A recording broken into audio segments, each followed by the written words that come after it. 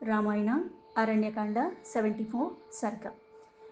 ఇక్కడ రామలక్ష్మణులు ఇద్దరు కూడా శబరి ఆశ్రమానికి చేరుకోవటం గురించి, అలాగే శబరి వారికి అతిథి మర్యాదలన్నీ కూడా చెయ్యటం, తర్వాత శ్రీరాముడు శబరి యొక్క యోగక్షేమాల గురించి అడుగుటం, మళ్ళీ శ్రీరాముడు అడిగిన దానికి తగ్గట్టుగా మాతంగముని ప్రభావాన్ని చెప్తూ శ్రీరాముడి కోరిక మేరకు అక్కడున్న ఆశ్రమ శోభలన్నీ కూడా వర్ణించి చెప్పుట, తర్వాత శ్రీరాముడు యొక్క ఆజ్ఞ తీసుకుని ఆవిడ మళ్ళీ ఒక దివ్యమైన రూపాన్ని పొంది పరంధామానికి చేరుటి గురించి ఇక్కడ చెప్పబడింది.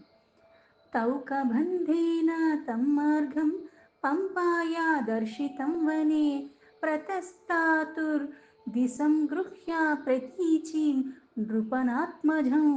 రాజకుమారులైన రామలక్ష్మణులు ఆ ఇద్దరు కూడా పంపా తీరాన్ని చేరుకుని కబంధుడు చెప్పినట్టుగానే ఆ మార్గంలో అనుసరించి దానికి తగ్గట్టుగా ఆ వనాలన్నీ దాటుకుంటూ అలాగా పడమర దిశగా బయలుదేరి వాళ్ళు ఇంకా ముందుకు వెళ్ళబోతున్నారు. తౌశేలేష్వాచితానీకాన్ క్షౌద్రకల్పఫలాన్ ధ్రుమాన్ వీక్షంతో జగ్మతుర్ద్రష్టుం సుగ్రీవం రామలక్ష్మణం.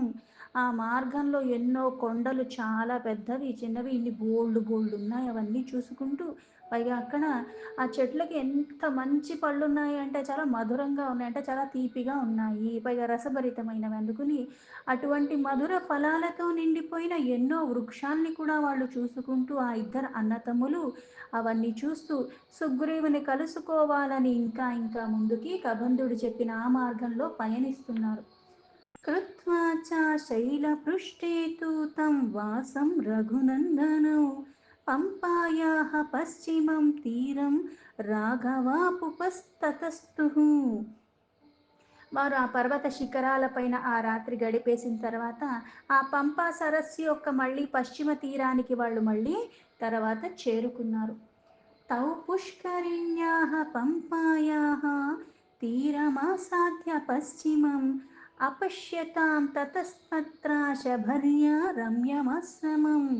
తౌ తమాశ్రమమాసాద్య ధూమ్రైర్ బహువినావృతం సురమ్యాం అభివీక్షంతౌ శబరిం అభ్యుపేయతుః.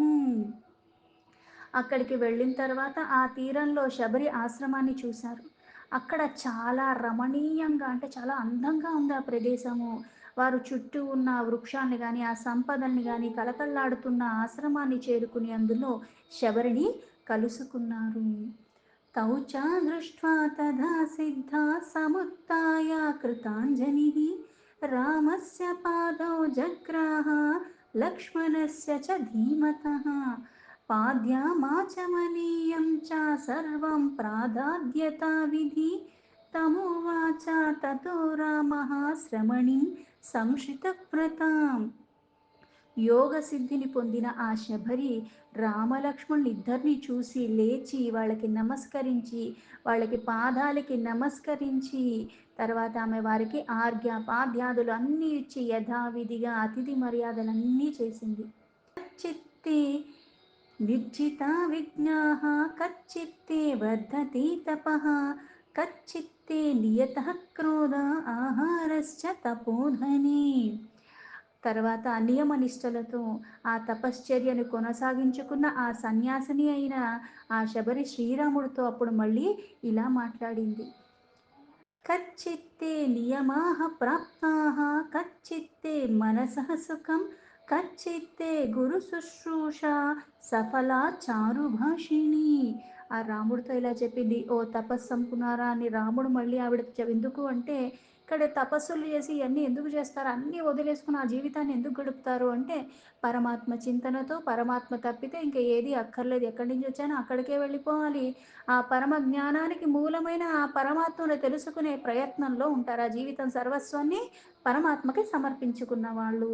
అందుకే ఇంతలాగా అతిథి మర్యాదలు చేసి అన్నీ చేసి నియమనిష్టలతో అక్కడ ఇన్ని రకాలుగా తపశ్చర్యలు కొనసాగిస్తున్న ఆ సన్యాసినితో అప్పుడు రాముడిలా అంటున్నాడు.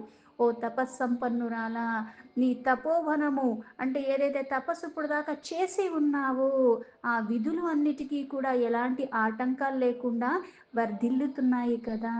అలాగే కామక్రోధాది అంటే ఏవైతే ఇంద్రియ నిగ్రహణ ఉండాలి. తపస్సు చెయ్యాలని అనుకున్నాను గానీ, ఇప్పుడు కళ్ళు మూసుకోంగానే నాకు అక్కరకు లేని చింతనంతా కూడా గుర్తొచ్చి, వేరే వేరే విఘ్నాల రూపంలో 5 నిమిషాలు కూర్చోంగానే అక్కడి నుంచి లేచి వెళ్ళిపోవాల్సిన పరిస్థితులొచ్చేలాగా ఉన్నప్పుడు, తపస్సు నేను చేయలేను. తపస్సని కాదు, ఏదైనా చిన్న కార్యం మనం మధ్య మధ్యలో లేపుతూ ఉండి, ఎవరో ఒకళ్ళొచ్చి కదుపుతూ ఉంటే అది మనము సరిగ్గా చెయ్యలేము. అందుకని ఏమడుగుతున్నాడు?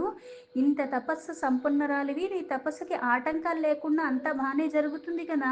పైగా కామక్రోధాదులు నీ దరి చేరట్లేదు కదా! అంటే వికారాల భరితమైనవి నువ్వు చేసే క్రతువుని నువ్వు చెయ్యనీకుండా చేస్తూ ఉంటాయి. ఆ మనస్సన్నది చంచలత్వానికి లోబడిపోతూ ఉంటుంది. అందుకే ఇటువంటివి ఏదైతే అరిషడ్ వర్గం కామ, క్రోధ, లోభ, మద, మోహ, మాత్సర్యాలు. అందుకే అవన్నీ నీ దగ్గరికి రావట్లేదు కదా! నీ ఆహారాది నియమాలకు కూడా భంగం వాటిల్లట్లేదు కదా! ప్రశాంతమైన జీవనాన్ని కొనసాగిస్తున్నావు కదా! ఓ మృదుభాషిణి, నీవు గురుసేవలో కృతాకృత్యురాలివి అవుతున్నావు కదా! అంటే ఏ తపనతో అయితే చేస్తున్నావో అనుకున్నట్టుగా అనుకున్నది ఎట్లాంటి విఘ్నాలు లేకుండా చాలా ప్రశాంతంగా చేస్తున్నావు కదా! అని ఇన్ని రకాలుగా అడిగాడు శబరిని ఆ రాముడు. రామేణ తాపసీ పృష్టా సా సిద్ధా సిద్ధసమ్మతా శశంసా శబరీ వృద్ధా రామాయ ప్రత్యుపస్థిత. ఆ తపస్సంపన్నురాలు సిద్ధులకి పూజ్యురాలైన అటువంటి ఆవిడ జ్ఞాన వయోవృద్ధురాలు. ఇప్పుడు జీవితంలో వయసు పెరిగిపోయి ఆ వృద్ధాప్యం రావటం అన్నది సహజం. కానీ ఇక్కడ జ్ఞాన వృద్ధురాలు అంటే జ్ఞానాన్ని కూడా పెంచుకుంటూ అజ్ఞానాన్ని మూలాల నుంచి తొలగించుకోగలిగినటువంటి ఆవిడ. జ్ఞానంలో పండిపోయింది. వయసులో కాదక్కడ. వయసు అందరికీ వస్తుంది గానీ, వయసొచ్చినంత మాత్రాన జ్ఞానం వచ్చిందంటానికి ఎలా కుదురుతుంది? వయసుతో పాటు శరీరం పెరుగుతుందో, తరుగుతుందో, లేకపోతే శక్తి సన్నగిల్లుతుందో ఇవన్నీ మనం చెప్పలేం. బుర్ర పెరుగుతుందనడానికి కూడా మనకెక్కడా ఏమీ లేదు. కొంతమందిని చూస్తూ ఉంటాం. వీడికి వయసు పెరిగింది గానీ బుద్ధి పెరగలేదంటాం. ఇక్కడ జ్ఞాన వయో వృద్ధురాలు అటువంటి శబరి శ్రీరాముడు అడిగిన ఇన్ని మాటలకి అక్కడ ఎదురుగా నిలిచి ఆయనతో మళ్ళీ ఇట్లా సమాధానం చెప్తుంది. అద్య ప్రాప్తా తపస్సిద్ధిః తవ సందర్శనాన్మయా అద్య మే సఫలం తప్తం గురువశ్చ సుపూజితాః అద్య మే సఫలం జన్మ స్వర్గశ్చేవ భవిష్యతి త్వయి దేవవరే రామ పూజితే పురుషర్షభ. ఓ రామచంద్ర ప్రభు, నేడు ఈరోజు నిన్ను ఈ కన్నులారా దర్శించటంతో నా తపస్సు సిద్ధించినది. నా తపో జీవితము నిజంగానే సఫలమైపోయింది. గురుసేవలు సార్థకమైపోయాయి. అందుకే ఓ దేవదేవ పురుషోత్తమ, నిన్ను పూజించుకుని అంటే నిజంగా ఆ తపస్సు అన్నది పరమాత్మని రమిస్తూ పరమాత్మ చింతనలో చేసేది. అలాంటిది పరమాత్మే అక్కడ ప్రత్యక్షమయ్యి ఆయన సేవలు అందుకున్నాడు. గురువులకి చేసినా పరమాత్మకి చేసినట్టే కానీ పరమాత్మే అక్కడ వచ్చి ఆయనే సేవలు చేయించుకోగలిగే భాగ్యం లభించినందుకు నిజంగానే ఇంతమందికి గురువులకి నేను సేవించుకున్నదని నాకు సఫలమయ్యింది. అంటే నా పంట పండింది. దానికి ఒక అర్థం సార్థకత లభించింది. అందుకే నిన్ను పూజించుకునే భాగ్యం నాకు కలిగింది. నా జన్మ ధన్యమైపోయింది. ఇక నాకు ఈ దివ్యధామ ప్రాప్తి అబ్బినట్టే. అంటే ఆ పరమపదం లభించినట్టే. పరమపదం అంటే పరమాత్మ సాన్నిధ్యం. పరమాత్మలో కలిసిపోండి. ఇక్కడ పరమాత్మకే ప్రత్యక్షంగా సేవించుకునే భాగ్యం లభించిందంటే నాకది లభించిన దానితో సమానమే అన్న భావనలో చెప్పింది శబరి. చక్షుషా తవ సౌమ్యేన పూతాస్మి రఘునందన గమిష్యామక్షయాన్ లోకాన్ త్వత్ప్రసాదాదరింధమ. ఓ రఘునందన, నీ అవ్యాజ కరుణ కటాక్షాలు అంటే ఇక్కడ ఆ పరమాత్మని నిజంగా మనకి ఎలా అయితే కన్నులందరికీ ఉన్నాయి, జ్ఞానం అందరికీ ఇచ్చాడు పరమాత్మ. అందరికీ పనిచేస్తుందా? అందరికీ అర్థమవుతుందా? అందరికీ అంత స్పష్టత వస్తుందా? అంటే లేదు. మనము ఈ లౌకికమైన దృష్టితోనే చుట్టూ ఉన్నవన్నీ అవే ఉన్నాయి. ఆ దృష్టితోనే చూస్తాం. వస్తువు వస్తువులాగే కనిపిస్తుంది. చెట్టు, పుట్ట, రాయి, రప్ప అన్నట్టుగా చూస్తాం తప్పితే అన్నిటికీ మూలమైన పరమాత్మ అంతర్యామిగా అన్నిటిలోనూ ఉన్నాడు, సర్వవ్యాపిగా ఉన్నాడన్న భావన మనకి కలుగుతుందా? అంత భావన తెలిసి, విన్ని ఇది పరమాత్మ అని అనుకున్నప్పటికి కూడా మళ్ళీ చూస్తే ఏదన్నా క్రతువు చేసినప్పుడు ఇది మళ్ళీ ఇది ఈళ్ళు చేశారు, ఆళ్ళు చేశారన్న భేదం కనిపిస్తుంది. పరమాత్మ స్వరూపాలలోనే భేదం వెతుకుతున్న వాళ్ళం మనము. ఆ స్పష్టత మనకొస్తుందా? మనకి రాదు. అందుకే ఇక్కడ నువ్వు నీ కరుణ కటాక్షం వల్ల నేను పవిత్రురాలినయ్యాను. మనకి పవిత్రత ఎక్కడొస్తుంది? ఎలా అయితే సత్పురుషుల యొక్క సాంగత్యము కొన్ని పవిత్రమైన ఆలోచనలతో, కొన్ని పవిత్రమైన క్రతువులు, ఆ పనులు చేస్తూ ఉంటే కూడా వస్తుంది అంటారు. ఇక్కడ ఈ పరమాత్మ ఎలా ఉంటాడు? అసలు పరమాత్మ అంటే ఏంటి అంటే మాలిన్యాల రహితంగా ఉంటాడు. సర్వానికి అతీతంగా ఉంటాడు. అంతర్యామిగా అందరిలోనూ ఉన్నప్పటికీ కూడా వాళ్ళు చేసే దేనితోనూ కూడా సంబంధం లేకుండా ఎలా అయితే పరిశుద్ధంగా ఉన్న ఆ పరమాత్మ ఎప్పుడూ అలానే ఉన్నాడు. మార్పులు, చేర్పులు లేవు ఆ పరమాత్మలో. అందుకే నీ వల్ల నేను పవిత్రతను పొందాను. నేను పవిత్రురాల్ని అయిపోయాను. అందుకే ఓ శత్రు సంహారక నీ అనుగ్రహం నా మీదుంది గాబట్టి ఈ సేవ కూడా చేసుకునే భాగ్యం నాకు లభించింది. చిత్రకూటం త్వయి ప్రాప్తే విమానైరుతలప్రభేః ఇతస్తే దేవమారూఢా యానహం పర్యచారిషం. అందుకే నీ అనుగ్రహం వల్లే నేను పునరావృత్తి రహితంగా అంటే మళ్ళీ ఈ జనన మరణాల చక్రాల్లో భ్రమించకుండా, మళ్ళీ రావాల్సిన పని లేకుండా పరంధామాన్ని నేను పొందుతున్నాను. तैश्चाहमुक्ता धर्मज्ञेः महाभागैर्महर्षिभिः आगमिष्यति ते रामः సుపుణ్యమిమాశ్రమం. మాతంగ మహర్షి శిష్యులైన నా గురువులు నేను భక్తి శ్రద్ధలతో సేవించుకున్నాను. నీవు చిత్రకూటానికి చేరిన సమయంలోనే వారు కూడా దివ్యకాంతులతో విరాజిల్లేది విమానంపై పరమ పదానికి కూడా ఆయన చేరుకున్నారు. సతే प्रतिगृहीतव्यः सौमित्री सहितो अतिथिः तं च दृष्ट्वा वरान् लोकान् अक्षयं यास्त्वं గమిష్యసి. ధర్మజ్ఞులైన మహానుభావులైన ఆ మహర్షులు నాతో వెళ్లే ముందు ఇలా చెప్పారు. మిగిలిన పవిత్రమైన ఈ ఆశ్రమానికి రామచంద్ర ప్రభు వస్తాడు. ఆయన సోదరుడైన లక్ష్మణుతో కలిసి ఆ స్వామి ఇక్కడికి వస్తాడు. ఆయనకి నువ్వు అతిథి మర్యాదలన్నీ చేసుకో. ఆయన దర్శన భాగ్యం వల్ల కూడా నీకు కైవల్యం పొందుతావు. మయా తు వివిధం వన్యం సంచితం పురుషర్షభ తవాబ్ధే పురుష వ్యాఘ్ర పంపాయ స్థిర సంభవం. ఆయన నిన్ను సేవించుకోమని నాకు ఆజ్ఞ ఇచ్చారు. ఓ పురుషోత్తమ, ఈ పంపా తీర వనంలో లభించేది ఫలమూలాదులు నీ కొరకై నేను సిద్ధపరిచి ఉన్నాను.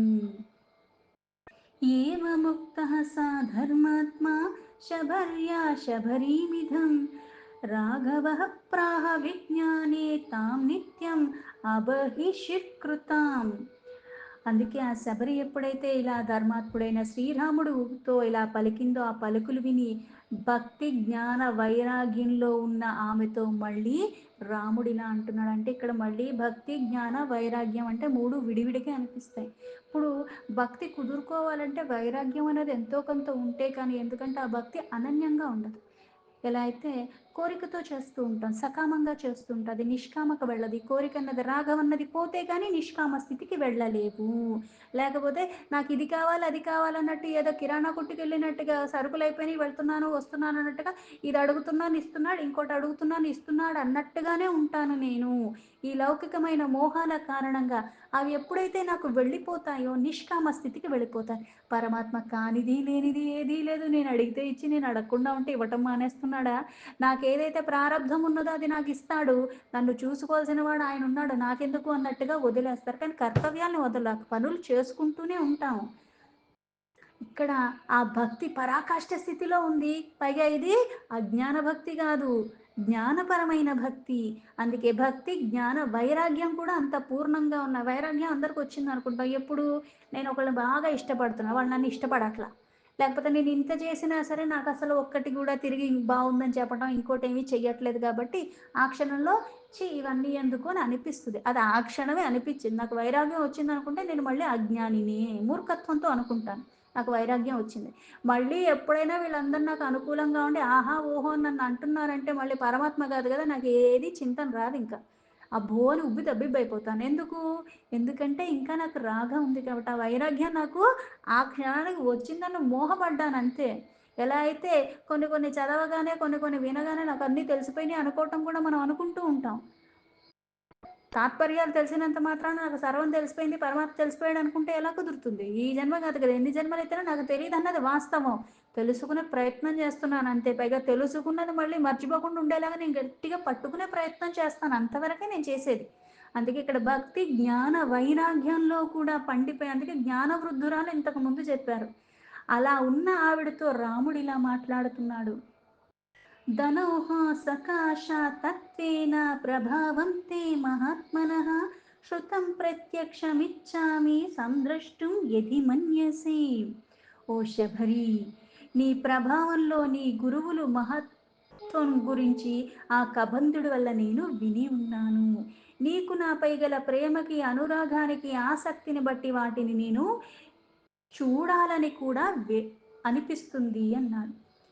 ఏతత్తు వచనం శ్రుత్వా రామవక్త్రాద్వినిసృతం శబరీ దర్శయామాస తావుభౌ తద్వనం మహత్. శ్రీరాముడు ఎప్పుడైతే ఇలా ఇప్పుడు నిజంగా పరమాత్మ అన్నప్పుడు ఆ పరమాత్మ అసలు నీకు దర్శనం ఇవ్వటమే ఎక్కువ సాధారణంగా చూసుకుంటే.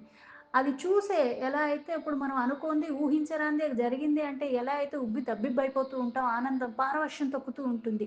అలా ఉంటాం. అలాంటిది ఆ పరమాత్మ సేవించుకునేలాగా అవకాశం ఇచ్చాడు, దర్శనం ఇచ్చాడు.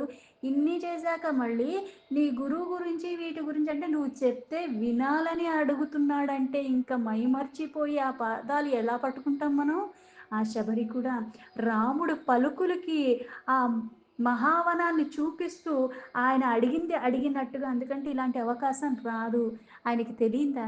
అంటే సర్వానికి మూలమైన పరమాత్మకి నాకు ఇది తెలీదు కాబట్టి ఇది నువ్వు జెప్పు అన్నట్టు అడుగుతున్నాడా అంటే లేదు. ఒక అవకాశాన్ని ఇస్తున్నాడు.